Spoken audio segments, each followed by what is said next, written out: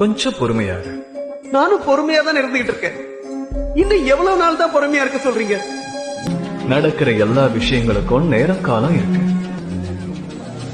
அந்த காலத்துக்கு முன்னாடியும் எதுவும் நடக்காது, அந்த காலத்துக்கு அப்புறமும் எதுவும் நடக்காது. கண்டு வத்துமானகமர்ந்த தயாபரவே